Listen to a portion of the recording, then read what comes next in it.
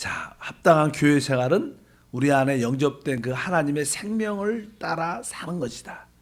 그래서 우리가 우리 안에 영접된 그 생명에 대한 이해가 확실해야 된다.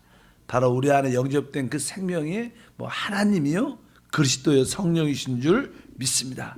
그래서 이제 우리 안에는 이 거듭났기 때문에 우리 안에는 생명의 법이 있고, 그리고 생명의 빛이 우리 안에 있습니다. 이제 이 생명의 법과 이 생명의 빛이 우리 안에서 잘 흘러나올 수 있도록 우리는 우리의 온 존재를 잘 지켜야 된다.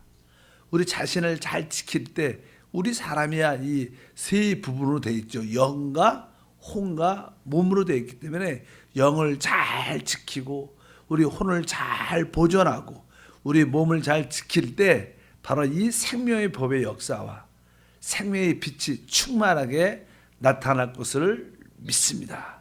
그러면 우리의 영에 대한 간단한 이야기를 보면 우리가 히브리서 9장 14절을 보면 그런 말씀이 기록되어 있습니다.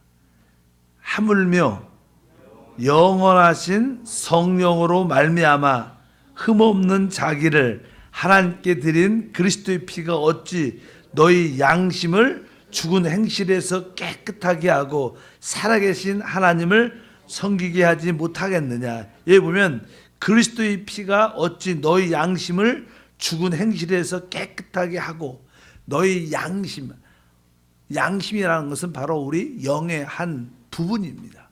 그래서 영의 한 부분은 우리가 세 가지 말씀드렸습니다.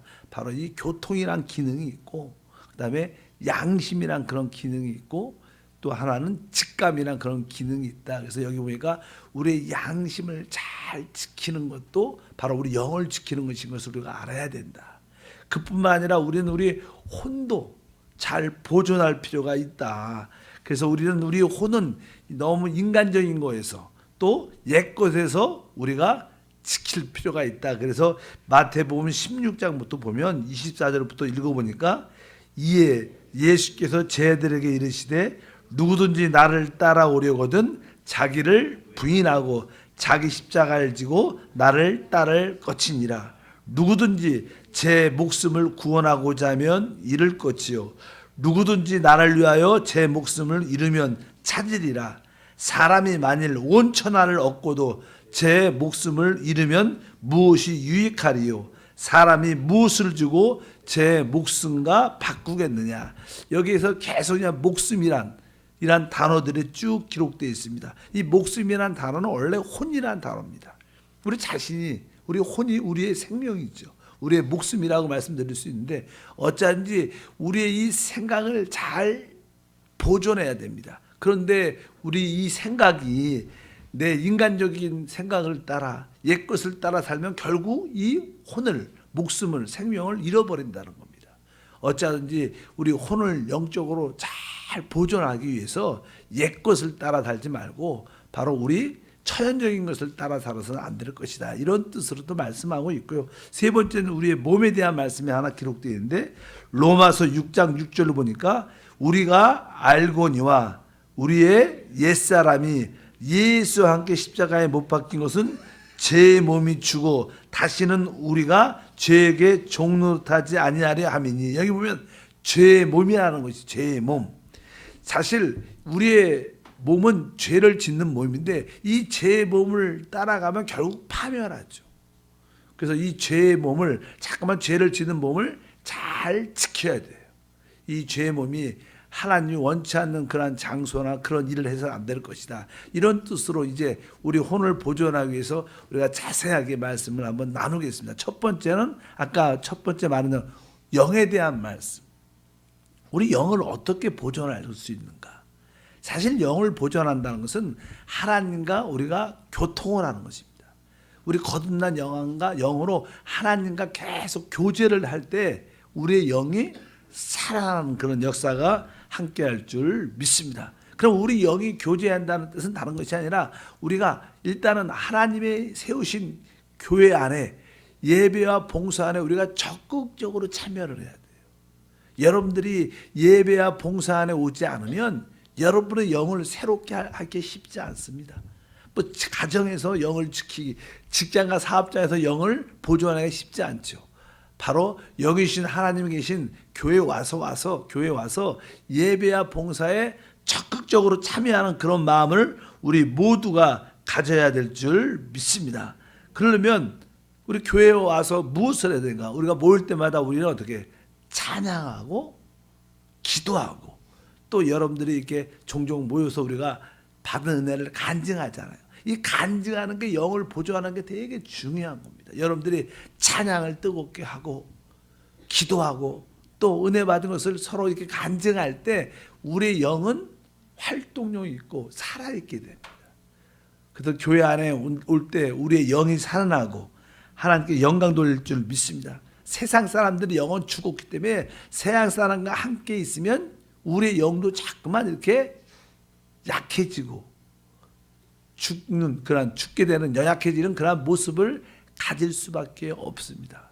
실제로 우리는 영이 살아있기 때문에 영적으로 사람들을 이끌어줘야 되는데 우리 속사람이 강건해야 그 일을 할 수 있죠. 뭐 이런 예를 들 수 있습니다. 만약에 어떤 책상 위에 어떤 사람이 올라가서 또 밑에 사람이 이렇게 땅에는 책상 밑에 있고 서로 손을 잡고 당기면 당연하게 어떻게 위에 사람이 내려오게 돼 있어요. 밑에 있는 사람들이 책상 위에 올라가기 쉽지 않습니다. 여러분들이 세상에 있을 때는 그런 모습입니다. 세상 사람과 함께 할 때 살다 보면 자꾸만 우리가 영적으로 내려가지, 떨어지지. 그들을 올리기가 쉽지 않다는 겁니다. 여러분들이 어찌하든지 하나님의 예배와 봉사에 적극적으로 참여해서 모일 때마다 기도와 찬양과 간증하는 훈련을 할 때마다 여러분의 영이 생생하게 살아날 줄 믿습니다. 거기에서 가장 좋은 곳은 바로 주 예수를 부르는 거죠. 주 예수를 부르면서 찬양하고 주 예수를 부르면서 기도하고 주의 이름을 부르면서 우리가 간증할 때 우리의 영은 뜨거워질 것이다. 고린도전서 1장 12장 3절 말씀을 보니까 이렇게 말하죠. 그러므로 내가 너에게 알리노니 하나님의 영으로 말하는 자는 누구든지 예수를 저주할 자라 아니하고 또 성령으로 하지 않고는 누구든지 예수를 주라 할 수 없다. 우리가 항상 하나님의 영으로 말한다는 의미는 우리가 주 예수를 부르는 것이고 또 주 예수를 부를 때마다 바로 성령의 역사가 함께한다는 그런 뜻입니다. 우리가 찬양에서도 우리가 예수는 주 이러한 고백, 우리가 주님을 부르고 이러한 것이 바로 우리가 영을 생생하게 하는 것인 것을 분명히 알아야 됩니다. 그래서 영을 지속적으로 아주 생생하게 강하게 지킬 수 있는 것은 어제도 말씀드린 것처럼 우리가 항상 기뻐하고 기도하고 감사하는 것이다. 우리가 한번 데살로니가 전서 5장 16절부터 읽어보면 이렇게 써 있어요. 항상 기뻐하라. 쉬지 말고 기도하라. 범사에 감사하라. 이것이 그리스도 예수 안에서 너희를 향하신 하나님의 뜻이니라. 성령을 소멸하지 말며. 맨 끝에 성령을 소멸하지 말라는 것은 바로 우리 영 안에 있는 하나님의 감동을 소멸하지 말라는 거예요. 이 영을 강건하게 하라는 뜻입니다. 영을 어떻게 생생하게 강하게 할 수 있는가? 간단한 것은 뭐예요? 기뻐하고 기도하고 감사하는 것은 영을 지키는 길입니다. 많은 사람들이 내 영을 어떻게 평소 때 지킬 수 있는가? 어떤 상황 가운데 있어서 내가 기뻐해야 됩니다. 그리고 어떤 순간에도 내가 기도하고 감사하는 모습은 내 영을 생생하게 지키는 것이다. 이것이 뭐예요? 하나님의 뜻이다. 여러분 모두가 이 기뻐하고 기도하고 감사하는 훈련을 지속적으로 한다면 여러분들은 여러분의 영을 잘 지키게 될 줄 믿습니다. 시편은 계속 그런 이야기도 많이 기록되어 있어요. 아니야, 시편이 아니라 이사야 보면 12장 4절에 봐도 그날에 너희가 말하기를 야훼께 감사하라. 그의 이름을 부르며 그의 행하심을 만국 중에 선포하며 그 이름이 높다 하라. 우리는 사회생활을 할 때 직장이나 사업으로 밖에서 사람들을 만날 때마다 항상 야훼께 하나님께 감사하자. 주의 이름을 불러라. 그분의 놀라운 역사를 선포하고 그 이름을 높게 하라. 우리는 만나는 자들에게 야 우리 하나님은 놀라운 분이야. 그분을 주의 이름을 부르면 그분은 구원을 주시고 우리 안에 평강을 주시는, 보이지 않느냐 이렇게 그런 이야기를 자연스럽게 할 수 있는 자는 영이 훈련된 자들이다. 어차피 여러분들은 이 모든 오늘 말씀에 뭐라 했어요? 만민 중에 선포하는 거. 믿지 않는 자들 앞에 가서도 담대하게 우리 하나님은 살아계셔. 우리 하나님은 우리 안에 계시는 분이야. 이렇게 자꾸만 주의를 부르면 그분이 우리 안에서 우리를 만져주시고 우리를 구원하셔. 이런 이야기를 자연스럽게 할 수 있는 담대함도 있어야 돼요. 우리가 왜 남들에게 복음을 전하지 못하느냐? 우리 영을 준비하지 않아서 그렇습니다. 여러분들이 성령으로 충만하고 영을 강하게 준비하면요, 자연스럽게 그런 말을 하는데 부끄러움을 느끼지 않을 거예요. 영이 죽으니까 혼적으로 부끄러움을 느끼고 두려움을 느끼는 겁니다. 어차피 여러분들이 영을 생생하게 보존시켜야 돼요. 여러분들이 기도도 할 때도 통성으로 뜨겁게 기도해서 어떤 상황 가운데 자유와 해방을 누리는, 그래서 여러분의 친구들이나 동료들이 야, 저분은 좀 다른 것 같아. 항상 어떻게 저렇게 밝고 자유할 수 있는가? 그렇게 물어본다면 아, 나는 이 속사람 내 영이 아주 강해서 그래. 그래서 영에 대한 인식을 줄 필요가 있다. 그런 것이 우리가 우리의 영을 보존하는 놀라운 축복과 은혜가 될 것을 믿습니다. 또 우리 영을 잘 지키려면 이렇게 써 있습니다. 고린도 후서 7장 1절에 이런 말씀이 있죠. 읽어볼까요? 그런즉 사랑하는 자들아, 이 약속을 가진 우리는 하나님을 두려워한 가운데 거룩함을 온전히 이루어 육과 영의 온갖 더러운 곳에서 자신을 깨끗게 하자. 여기 보니까 육과 영의 온갖 더러운 곳에서 자신을 깨끗게 하자. 그러니까 우리 영을 잘 지키려면 이 더러움에서 어떻게 우리를 지키기 위해서는 이 더러운 것들에서 우리가 멀리해야 됩니다. 우리가 늘 이렇게 듣고 보는 것들, 이러한 모든 것들은 세상적인 것들이 진짜 많죠. 그리고 실제로 지금이야 다 어른들이니까 그렇지 않겠지만 우리가 눈에 보는 요즘에는 뭐 야동이라 그런 말을 많이 하죠. 이렇게 음란한 어떠한 책들, 학생들한테는 그런 것이 많죠. 우리 중학생들 그런 초등학생은 그런지 모르겠지만 옛날에는 고등학생들이 그랬었는데 이렇게 동영상 이런 것들을 보면 그런 것들이 얼마나 우리 영적으로 사람을 더럽힌지 몰라요. 그런 잔상이 남아. 그러니까 그런 책이나 동영상이나 또 하물며 그냥 세상 사람들의 직장에서 남자들이 하는 말들, 여자들을 하고 잘 모르겠어요. 그냥 하는 말 보면 아주 이렇게 선정적인 그런 이야기를 자랑스럽게 하는 남자들이 많죠. 세상 사람들은 할 얘기가 예수 믿지 않으면 그게 그런 얘기밖에 없어요. 통속적이고 아주 정욕적이고 여자에 대한 그런 이야기들, 워낙 그런 것들이 많으니까 그런 것들을 듣다 보면 우리는 영적으로 죽게 된다는 거예요. 바로 우리 영과 몸에서 이런 것을 지키자. 그러니까 그런 것에서 우리가 벗어나야 돼요. 내가 보는 것도 잘 지켜야 돼. 그래서 내가 보는 것, 듣는 것을 여러분들이 지키는 것이 모든 더러움에서 우리 영을 보존하는 길이다. 우리 자녀들도 마찬가지죠. 자녀들도 어쩌든지 듣는 것도 늘 원망하고 불평하고 남들 판단하고 정죄하는 그런 소리가 많이 듣잖아요. 그런 것들도 우리의 영을 죽이게 하는 거. 또 보는 것들, 아까 늘 그런 것들에 대한 인식이 있어서 하나님, 내가 나의 뭔가 이 영을 잘 모든 더러움에서 잘 지키게 도와 주시옵소서. 오늘 말씀은 바로 거룩함을 온전히 이루어 육과 영의 온갖 더러운 곳에서 자신을 깨끗하게 하자. 어쩌든지 그런 것들로부터 보고 듣는 것으로 말하는 것으로부터 우리 자신을 지킬 수 있는 지혜가 우리 가운데 함께할 줄 믿습니다. 그러면 우리 영이 잘 보존하니까 쉽게 하나님 말씀을 읽고 쉽게 우리가 하나님의 찬양을 해도 금방 영이 불타오르죠. 그럼 자유와 해방과 은혜와 축복이 함께할 줄 믿습니다. 그렇지 않고 이 더러운 곳에 이렇게 꽉 끼어 있으면요, 기도를 해도 그냥 답답하고 말씀을 잘 들으려고 해도 들리지도 않고 졸리기만 하고 계속 그런 상태가 되는 거예요. 어쩌든지 여러분의 영을 잘 보존하기를 축복합니다. 그래서 영적으로 자유와 해방을 누리려면 영적인 상태를 유지하는 사람, 우리 그런 뜨거운 성도가 되기를 바랍니다. 마지막으로 우리 영에 대한 훈련은요, 영의 한 부분이 뭐예요? 양심이라죠. 양심이 영의 한 부분인데 중요한 부분이죠. 이 양심을 잘 처리하고 지키는 것이 되게 중요합니다. 우리 사도행전 24장 16절에 보면 사도 바울의 고백이 이렇게 기록되어 있습니다. 이것으로 말미암아 나도 하나님과 사람에 대하여 항상 양심에 꺼리낌이 없기를 심쓰나이다. 하나님과 사람에 대해서 양심에 꺼리낌이 없도록. 그러니까 이 양심이 항상 잘 처리가 되어 있으면 이 생명의 빛과 생명의 법의 역사가 나타나요.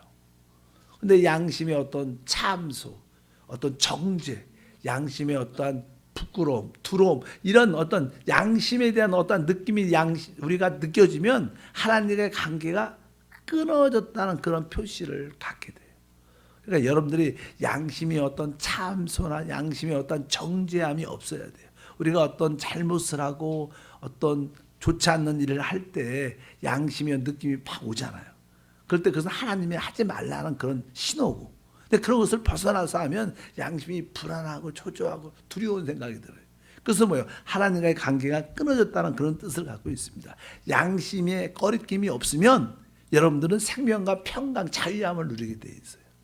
모든 사람이 다 그렇죠. 어떤 사람에 대해서, 어떤 일에 대해서 양심에 꺼리낌이 없으면 자신감이 있죠. 자신감이 있어. 뭐 도둑놈이 제발 저린다고 진짜 이렇게 운전을 하다가도 신호등을 안 지키고 이렇게 갈 때가 있잖아요. 사람들이. 그러다 보면 어디 경찰차가 오면 대부분 사람이 뭐라 그래요? 나 잡으러 오는 것 같아. 그렇지 않죠. 근데 그냥 그렇게 느낌이 다 왜? 내가 양심에 꺼리낌이 있으면 항상 모든 것에 그런 두려움이 있다.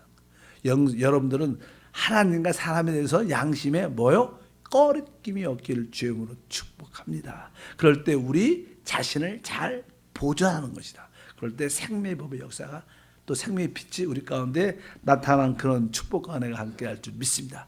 우리가 영적 성장의 단계를 보게 되면, 그 책에 보게 되면 이 양심의 처리는 보통 세 가지로 설명을 해요.